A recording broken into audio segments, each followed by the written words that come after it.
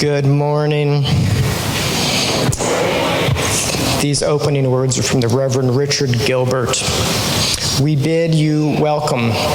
We bid you welcome who come with weary spirits seeking rest, who come with troubles that are too much for you, and who come hurt and afraid. We bid you welcome who come with hope in your heart, who come with anticipation in your step, and who come proud and joyous. We bid you welcome who are seekers of a new faith, who come to probe and explore, and who come to learn. We bid you welcome who enter this hall as a homecoming, who have found here room for your spirit, and who find in this place a family. Whoever you are, whatever you are, and wherever you are on your journey, we bid you welcome. Welcome to our celebration of life. This morning, while we light the chalice, symbol of our welcoming faith, I will read words from Marjorie Williams' book, The Velveteen Rabbit. Real isn't how you're made, said the skin horse. It's a thing that happens to you. Does it hurt? Asked the rabbit. Sometimes, said the skin horse, for he was always truthful, when you are real, you don't mind being hurt. But does it happen all at once, like being wound up? Rabbit asked, or bit by bit? It doesn't happen all at once, said the skin horse. You become. It takes a long time. Generally, by the time you're real, most of your hair has been loved off, and your eyes drop out, and you get loose in the joints and very shabby. But these things don't matter, because once you're real, you can't be ugly, except to people who don't understand. Our reading comes from poet May Sarton. Now I become myself. Now I become myself. It's taken time, many years and places.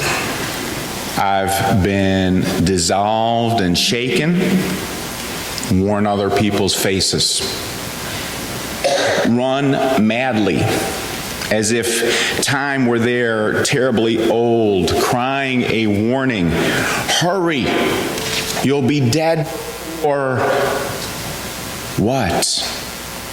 Before you reach the morning, or the end of the poem is clear, or love safe in the walled city.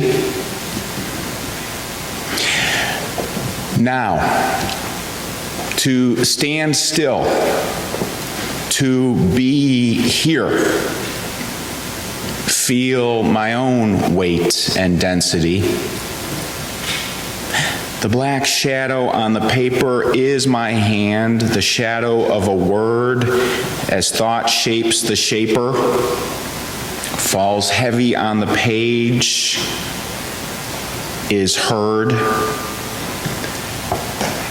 All fuses now, falls into place. From wish to action, word to silence, my work, my love, my time, my face, gathered into one intense gesture of growing like a plant. I was in 6th grade. I remember well the classroom, lined with chairs, desks, windows facing out onto the school front lawn. I remember I was searching for a sense of belonging amongst classmates and friends. One day the teacher informed us that a group of students had been selected to participate in an advanced student study program called Probe. Many of my closest friends were chosen to participate. I was not. And I was hurt and embarrassed.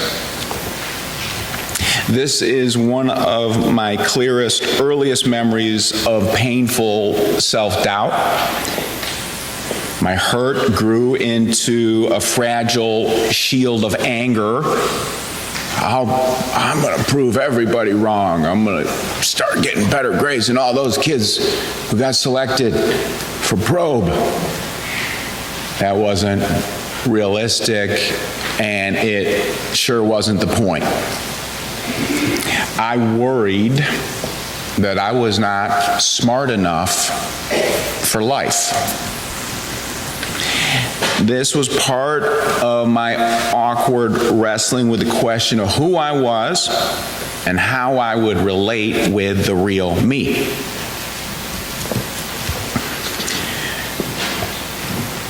Quaker author Parker Palmer writes in his opus magnum, A Hidden Wholeness, there was a time when farmers of the Great Plains, at the first sign of a blizzard, would run a rope from the back door out to the barn.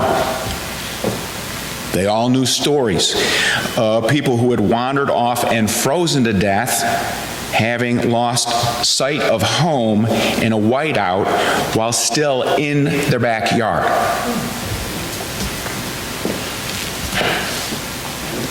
Most of us, at times, can use such a rope of stability which can reliably guide us back to the home of ourselves.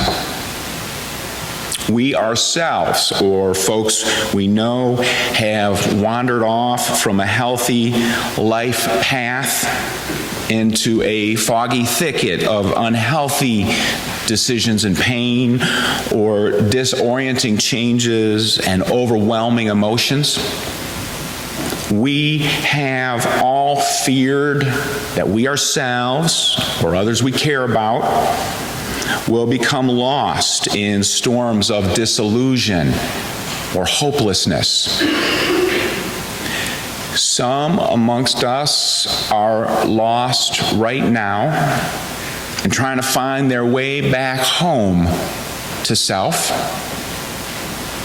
And of course, some folks generate intentionally blizzard-like conditions in order to take advantage of people who suffer disorientation. Looking back, I see now that in 6th grade I was moving into the first layers of a storm of self-doubt that would last for years. I often fumbled around in low visibility conditions, not knowing exactly where or what the home of Kent was. This Kent working to be at home with Kent developed into a lifelong project. Yeah, yes, it did. And you all have helped me a lot with it. Many of us establish such lifelong projects of finding our own unique hidden wholeness. We do this work within the context of many environmental challenges. Many of us feel disoriented by blizzards of busyness. Run, run, run. Many of us get lost in storms of materialism, the culture of never enough. I'm feeling a little down today.